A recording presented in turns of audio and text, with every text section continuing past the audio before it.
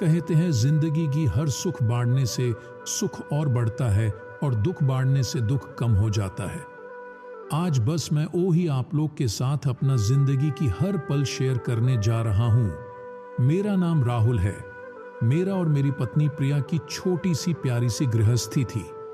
हमारे शादी को 6 साल हो गए थे। हमने एक बेटा भी पालिए थे जिसका नाम करण था। हमारे बीच मधुर संबंध और प्रगाढ़ हो रहे थे। अब करण भी 2 साल का हो गया था और अब एक और मेहमान बस 4-5 महीनों में ही आने वाला था। हमारे जीवन बेहद खुश था, जैसे फूलों से भरी बगिया से खुशी खुशी का महक आ रही हो। मैं प्रिया का बहुत ख्याल रखता था। प्रिया ने भी जीवन के हर एक पल में मुझको हद से ज्यादा प्यार किया। शादी के 5 साल बाद भी यूं लगता था कि जैसे अभी भी हम दोनों प्यार में ही हैं और जल्द से जल्द एक दूसरे के जीवन साथी बनना चाहते हो। रिश्तेदारों और करीबी दोस्तों के अलावा शायद ही कोई समझ पाता था कि हम दोनों पति पत्नी हैं। हाँ, करण के कारण भले ही अंदाज लगा लेते थे, वरना नहीं। यूं तो मेरी और प्रिया की शादी अरेंज मैरिज की तरह हुई, मगर सच यही था कि दोनों एक दूसरे को शादी से 3 वर्ष पहले से जानते थे और एक दूसरे को पसंद करते थे। दिल में एक दूसरे को जगह दी तो फिर कोई और दिल में ना आया। दुनिया एक दूसरे के दिल में ही बसा ली सदा के लिए। सबके लिए एक नियत वक्त आता है और हम दोनों के जीवन में भी वो नियत खूबसूरत वक्त आया जब माता पिता और समाज ने हमें पति पत्नी के बंधन में बांध दिया। जीवन आगे बढ़ा और प्यार भी। मेरा और प्रिया के बीच हर तरह की बात होती। अमूमन पति पत्नी बनने के बाद ज्यादातर जोड़ों के बीच बहुत सारी बातें खत्म हो जाती हैं, मसलन राजनीति, खेलकूद, देश दुनिया, साइंस, करियर, हंसी मजाक आदि आदि। पर हमारे बीच सब कुछ पहले जैसा था। हंसी मजाक, ठिठोली, वाद विवाद, एक दूसरे की टांग खिंचाई, एक दूसरे को खास बातों पे सलाह देना लेना, साथ घूमना फिरना, एक ही प्लेट में खाना, एक दूसरे का इंतजार करना आदि सब कुछ बहुत प्यारा था मेरी और प्रिया के बीच।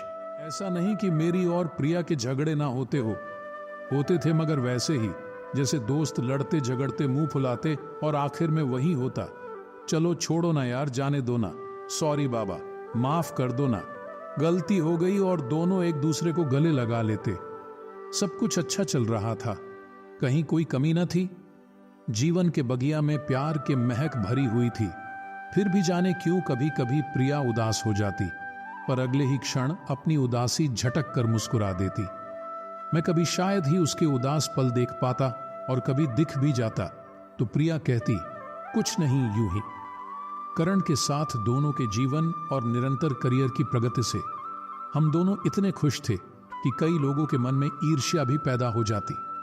हालांकि मैं और प्रिया के बीच भी कई सारे अंतर थे जो किसी भी युगल में होना स्वाभाविक है, क्योंकि 2 अलग अलग परिवार, परिवेश और अलग शहर के लोग एक हो भी नहीं सकते। परंतु हम दोनों ने एक दूसरे के साथ बड़ी सहजता से हर तरह का तारतम्य बिठा लिया था। प्रेम चीज ही ऐसी है जो स्वयं का त्याग कर दूसरे को खुश रखने की कला सिखा ही देती है। मगर इन सब बातों के बीच एक ऐसी बात थी, एक ऐसी आदत मुझ में जो कि प्रिया कभी भी दिल से एक्सेप्ट नहीं कर सकी। हालांकि उसने कोशिश बहुत की। उसने कई बार मुझसे कहा भी, बहुत मिन्नतें भी की कि प्लीज इस आदत को छोड़ दो, ये हमारी प्यारी गृहस्थी, हमारे रिश्ते, हमारे अगाध प्यार के बीच एक दाग है। कहते कहते तो अब 6 साल बीतने को थे। मैं उस आदत को खुद त्यागना नहीं चाहा या मुझसे हुआ नहीं, ये पता नहीं, जबकि कहते हैं कि दुनिया में जिंदगी और मौत के अलावा बाकी सब कुछ संभव है। खैर, वक्त बीतता रहा, प्रिया ने अपने मन को ही समझा लिए। उसको याद आता कि सभी बड़े बुजुर्ग और बुद्धिजीवी लोगों का कहना है कि इस संसार में ऐसा कोई नहीं जिसको जीवन की संपूर्ण खुशियां मिल जाए। महान शूरों की गायिका लता जी के गीत सुन मन को बहला लेती। हर किसी को मुकम्मल जहां नहीं मिलता, कभी जमी तो कभी आसमां नहीं मिलता। वो सोचती, कोई बात नहीं, दुनिया में तो लोगों को न जाने कितने गम हैं। मैं तो संसार की खुशकिस्मत लड़की हूं जो राहुल जैसा जीवन साथी है मेरा। यही सोच मन में उठती एक हल्की सी कसक को खुद अपने ही विचारों से रगड़ कर मिटा देती थी। मधुर पल और मधुर हो गए थे।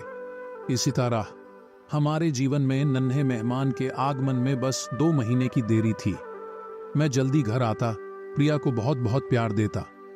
करण भी खुश था क्योंकि उसको बताया गया कि मम्मी तुम्हारे लिए जल्दी ही एक बहुत ही सुंदर गुड्डा या गुड़िया लेने जाएगी जो तुम्हारे साथ खेलेगा भी, दौड़ेगा भी और बातें भी करेगा। मैं करण को गोद में लिए कर प्रिया के साथ बैठ घंटों दुनिया जहान की बातें करता।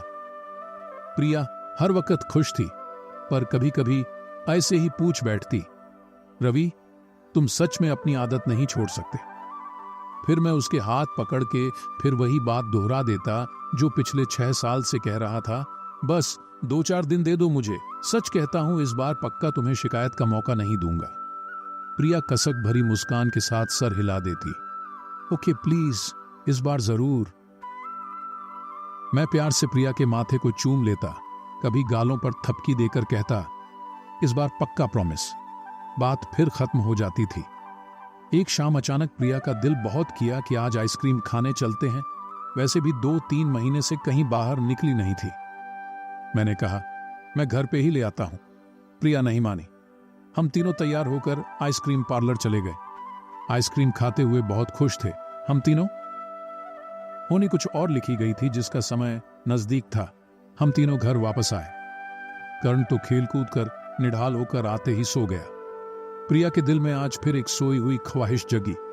उसने मेरी हाथ पकड़कर अपनी ओर प्यार से खींचते हुए कहा, राहुल सुनो ना एक बार, इधर आओ तो जरा। पर मैंने पुरानी आदत के अनुसार हाथ छुड़ाते हुए कहा, रुको प्रिया, बस 5 मिनट, मैं अभी आया, बस अभी तुम्हारे ही पास आकर बैठता हूं। कहकर मैं बालकनी में चला गया और सिगरेट पीने लगा। अचानक ही प्रिया की तेज चीख सुनकर मैं दौड़ा। प्रिया वॉशरूम में लहूलुहान पड़ी थी। अब बस उसकी आंखें कुछ कहे रही थीं, पर उसके मुंह से कोई आवाज नहीं निकल रही थी। मेरी प्राण ही सूख लगी। मैंने 1 सेकंड बिना देर किए एम्बुलेंस बुलाया और प्रिया को कुछ ही पल में हॉस्पिटल पहुंचाया गया। तत्काल इलाज शुरू हुआ। मैंने तब तक अपने माता पिता और प्रिया के घर वालों को भी खबर कर चुका था। सभी आ गए। सभी प्रिया के लिए चिंतित और दुखी थे। उधर किरण घर में अकेला था। सिर्फ नौकरों के भरोसे छोटा बच्चा नहीं रह सकता, इसलिए मां को घर जाना पड़ा। इधर डॉक्टर्स प्रिया की कंडीशन को अब भी खतरे में बता रहे थे। बच्चा पेट में खत्म हो गया था। डॉक्टर ने ऑपरेशन कर दिया था और अब प्रिया को बचाने की कोशिश में जुटे थे। थोड़ी देर में करण को लेकर मां पुनः हॉस्पिटल आई। मां ने मेरे हाथ में एक पेपर देते हुए कहा, यह तकिए के नीचे रखा था शायद। करण के हाथ में खेलते हुए आ गया। कोई जरूरी चीज हो शायद, यह सोच मैं लेते आई। मां पढ़ना नहीं जानती थी, सो मैं पढ़ने लगा। मैंने पहचान लिया, यह प्रिया की लिखावट थी और जगह जगह स्याही ऐसे बिखरे हुए थे कि लग रहा था उसने रोते रोते ही ये सब लिखा है। अरे ये तो अभी शाम को लिखा है उसने, क्योंकि प्रिया की आदत सभी जानते हैं। वो कुछ भी लिखती है तो उस पे अपने साइन करके नीचे तारीख और समय भी लिखती है। मतलब कि जब मैं थोड़ी देर के लिए सिगरेट पीने बालकनी में गया था, तभी प्रिया ने ये लिखा था। मैं पढ़ने लगा। पता है राहुल, जब प्यार में हम दोनों सराबोर हुए थे पहली बार, जब हम पहली बार अपने अपने दिल की बात एक दूसरे से कहने को मिले थे, जो शायद हमारे प्यार की पहली ही शाम थी। उस दिन हमने समंदर किनारे बने उस कॉफी होम में समंदर की लहरों को साक्षी करके एक दूसरे से पूछा था कि हम एक दूसरे को ऐसा क्या दे सकते हैं जो सच में बहुत नायाब हो। मैंने कहा, पहले आप कहो राहुल। याद है राहुल, आपने क्या कहा था? आपको तो शायद याद ही नहीं है, लेकिन मैं एक पल भी नहीं भूली। आप ही ने कहा था राहुल कि मैं तुम्हारे सांसों से अपनी सांसों को जोड़ना चाहता हूं। बोलो दोगी मुझे ये तोहफा? मैंने आपकी आंखों में प्यार की सच्चाई देखी थी। उस एक पल में मैंने आपके साथ अपना पूरा जीवन देख लिया था। ऐसे तोहफे आप मांगेंगे, ये कल्पना तो नहीं की थी, लेकिन आपकी इस ख्वाहिश ने ही मुझे भी ये ख्वाहिश दे दी कि मैं आपकी ये इच्छा जरूर पूरी कर दूं। दिल में तो आया था कि अभी ही पूरी कर दूं, पर मैं शादी के बाद आपकी ये इच्छा जरूर पूरी करूंगी, मैंने सोच लिया था। लेकिन साथ ही ये भी था कि मुझे आपकी सिगरेट बर्दाश्त ना थी। मैंने अपने घर परिवार में कभी ये सब देखा, सहा नहीं था। मुझे इसके धुएं से, इसकी अजीब सी स्मेल से हद से ज्यादा नफरत थी। मेरा दम घुटने को हो आता है इससे। लेकिन फिर भी मैंने नजरें नीची करके कहा कि सही वक्त आने पर आपको यह तोहफा जरूर दूंगी। आपकी आंखें खुशी से चमक उठी थी। मुझे बहुत अच्छा लगा था राहुल। फिर आपने मुझसे पूछा कि तुम्हें मुझसे क्या चाहिए। याद है राहुल, मैंने एक ही चीज मांगी थी। राहुल, आप ये सिगरेट पीना छोड़ दो, इसके अलावा मुझे सारी जिंदगी कुछ और नहीं चाहिए। आपने कहा, बस एक सप्ताह बाद तुम मुझे सिगरेट पीते नहीं देखोगी। मैं कितनी खुश हुई थी आप इसका अंदाज नहीं लगा सकते।